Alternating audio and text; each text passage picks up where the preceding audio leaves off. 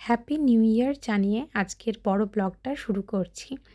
যদিও এই যে ভিডিওটা আজকে দেখছেন এটা আমাদের কিন্তু পয়লা জানুয়ারিরই ভিডিও। 1st জানুয়ারির দিনকেই আমি এই ভিডিওটা শ্যুট করেছি।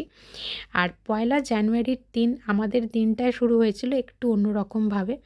তার কারণ হচ্ছে প্রথমত ঘুম থেকে উঠতে হয়েছিল দেরি।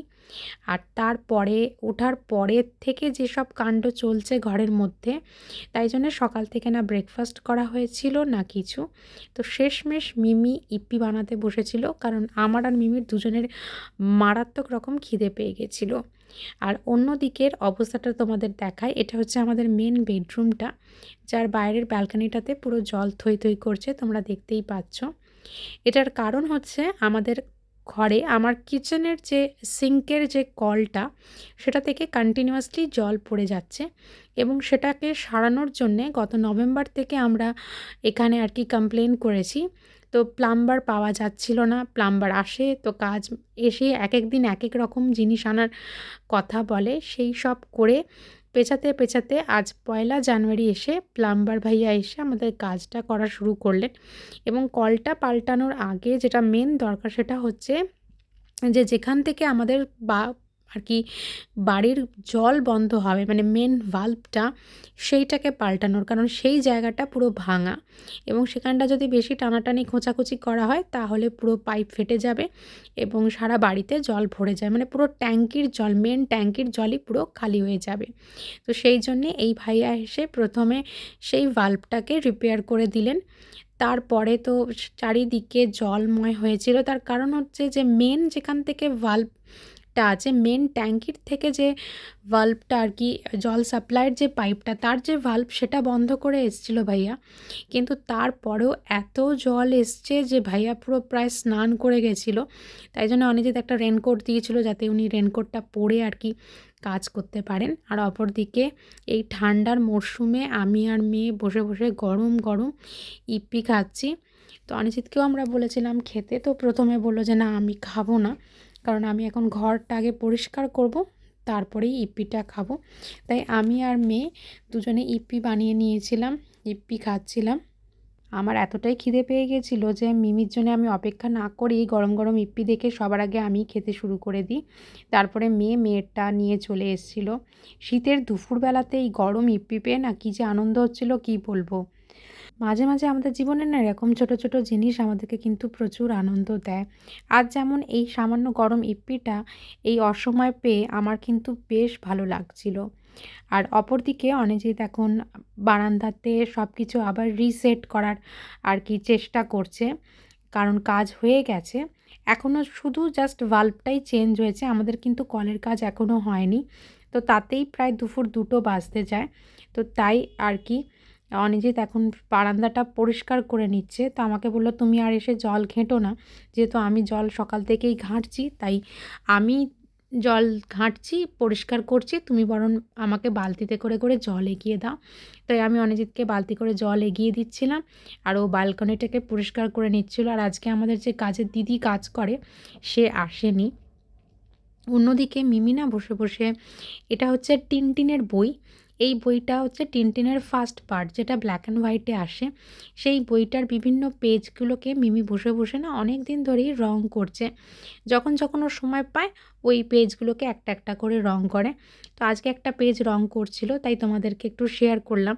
ওর বইটা পুরো পড়া হয়ে গেছে, কিন্তু ও বললো যেটা ব্ল্যাক অ্যান্ড হোয়াইট ঠিক ভালো লাগছে না, তাই কালার করে নিচ্ছে।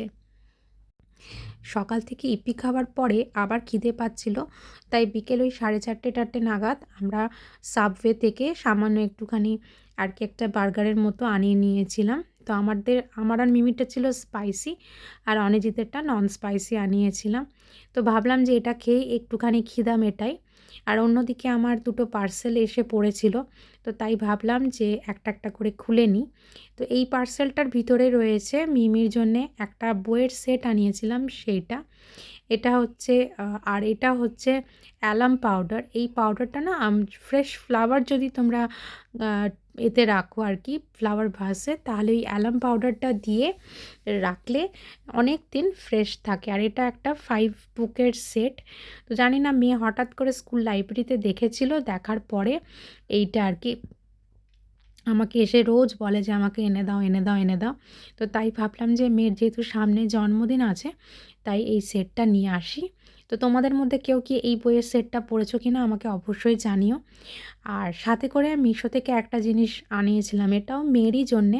ও ডিআইওয়াই করবে বলে এই হাফ কাট হোয়াইট বিডসগুলো আনিয়েছে। তো বিভিন্ন মাপের আর কি এই হাফ কাট বিডসগুলো এসেছে। প্রায় আই থিঙ্ক 6টা মতো প্যাকেট ছিল ওটার মধ্যে। এখন তো আর মনে নেই, যাই হোক ভিডিওটা যখন করেছিলাম তখন একটা ছিল, এখন আমার আর কি একটু ভুলে ভুলে গেছি। আর সন্ধেবেলাতে অনিজিৎ বলল অনেক হয়েছে, অনেক কসরত হয়েছে সারাদিনে। তো আজকে যেহেতু 1 জানুয়ারি, আজকে আমরা কিছু না কিছু একটা ভালোভাবে করে সেলিব্রেট করব। তো তাই জন্যে বিকেলবেলাতে আমরা 3 জন মিলে সারাদিনের জল নিয়ে নাড়াঘাটা করে প্রচুর পরিশ্রম করার পর শেষমেশ আমরা রেডি স্টেডি হয়ে চলে গেছিলাম এখানের সামনেই একটা রেস্টুরেন্টে খেতে। রেস্টুরেন্টটার নাম হচ্ছে দরিয়াগঞ্জ। আর এরা ক্লেম করে যে এরাই নাকি বাটার চিকেনের আবিষ্কর্তা, মানে ইনভেন্টর অফ বাটার চিকেন। তো এই রেস্টুরেন্টটা মিমির স্কুলের প্রায় কাছেই, ওই সেক্টর 130 to 133 ওই জায়গাটাতে। আর এখানে এইসব নানান রকমের আর কি লোকজনেদের ছবি রয়েছে, সেলিব্রিটিসদের, যাদের কি ইনি নাকি মানে এনার যে মালিক মেন আর কি, যিনি আর কি দরিয়াগঞ্জের মালিক, তিনি নাকি এই সব বড় বড় এমিনেন্ট পার্সনদেরকে ট্রিট করেছিলেন, মানে খাইয়েছিলেন। তো যাই হোক, তাদের সব ছবি এখানে দেওয়া আছে। আর আমরা নিয়েছিলাম হচ্ছে চিকেন শোরবা। তো প্রথমে চিকেন শোরবা দেওয়ার বদলে ভুল করে টমেটো শোরবা দিয়ে দিয়েছিল। তো সেটাকে আমরা আবার রিপ্লেস করে তারপরে মিমি খেয়েই প্রথমে বলছে কি এটা তো ট্রেনের যে স্যুপ খাই ঠিক সেরকম টেস্ট। তাই জন্য আমি খেয়ে দেখলাম যে এটা তো চিকেন নয়, টমেটো স্যুপ। তো তাই জন্যে আবার সেই শোরবাটাকে চেঞ্জ করে চিকেন শোরবা নেওয়া হলো। অ্যাম্বিয়েন্সটা খুবই সুন্দর রেস্টুরেন্টটার, এবং রেস্টুরেন্টের খাওয়া দাওয়া নো ডাউট ভীষণই ভালো ছিল। শীতের রাত্রিরে যদি এরকম এক বাটি গরম গরম চিকেন স্যুপ পাওয়া যায় তাহলে তো আর কোনো কথাই থাকে না। চিকেন স্যুপটা খেতে দারুণ ছিল। আর সাথে আমরা নিয়েছিলাম প্রন কাবাব স্টার্টারে। প্রনটা ভীষণ সুন্দরভাবে ওরা ম্যারিনেট করেছিল এবং খেতে দারুণ ছিল।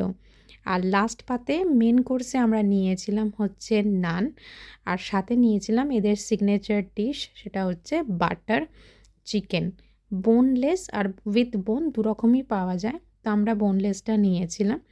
এবং বাটার চিকেনটা তো এক কথায় দুর্দান্ত খেতে ছিল, মানে সত্যি এদের একটা সিগনেচারই বলা যায়, এতটাই টেস্টি ছিল বাটার চিকেনটা। আর শেষ পাতে নিয়েছিলাম আমরা ফিরনি। তো সারা দিনটা যতই বাজেভাবে যাক না কেন, দিনের শেষটা কিন্তু বেশ ভালোভাবেই আমরা কাটালাম।